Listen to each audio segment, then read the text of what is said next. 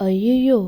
பொய்யா பேசுறாங்கப்பா. டாஸ்மாக் மதுபான கடை குறித்த அறிவிப்பு பலகையில தமிழ், ஆங்கிலம், இந்தின்னு 3 மொழிகள்ல பெயர் அச்சிடப்பட்டு மும்மொழியில வைக்கப்பட்டுள்ளதாக புகைப்படம் ஒன்று சமூக வலைதளத்துல பரப்பப்பட்டு வந்தது. தமிழகத்துல ஒரு வழியா டாஸ்மாக்லயும் மும்மொழி திட்டத்தை அமல்படுத்தியாச்சு அப்படின்னு நெட்டிசன்கள் அந்த புகைப்படத்தை வச்சு விமர்சனம் செய்துட்டு வராங்க. இந்த நிலையில தான் இந்த செய்தி குறித்து தமிழக அரசு தனது உண்மை கண்டறியும் குழு மூலமாக விளக்கம் அளிச்சிருக்காங்க. அதாவது இந்த செய்தி பழைய செய்தினோ அந்த புகைப்படத்துல இருக்கும் அறிவிப்பு பலகை ஏற்கனவே அகற்றப்பட்டதுன்னு தெரிவிச்சிருக்காங்க. நாமக்கல் மாவட்டம் முதலைப்பட்டி அருகே ஒரு டாஸ்மாக் கடையில கடந்த 2024ஆம் ஆண்டு புதிதாக ஒரு டாஸ்மாக் பார் அமைக்கப்பட்டிருக்கு. அந்த பாரின் உரிமையாளர் அந்த போர்டை வைத்திருக்கதாகவும் அந்த தகவல் அறிந்த உடனே தக்க நடவடிக்கை எடுக்கப்பட்டு அந்த போர்டு அங்கிருந்து அகற்றப்பட்டதாகவும் விளக்கம் அளிச்சிருக்காங்க. மேலும் தற்போது இதுல சொல்லப்பட்டிருக்க அந்த இடத்துல சென்ற ஆண்டு எடுக்கப்பட்ட பழைய புகைப்படத்தை வைத்து தற்போது இருப்பது போல சமூக வலைதளங்கள்ல வதந்தி பரப்பப்பட்டு வருவதாக தமிழக அரசு தெரிவிச்சிருக்கு. ஏற்கனவே அரசே இப்படி டாஸ்மாக் நடத்தலாமான்னு எதிர்ப்புகள் ஒரு பக்கம் இருக்க,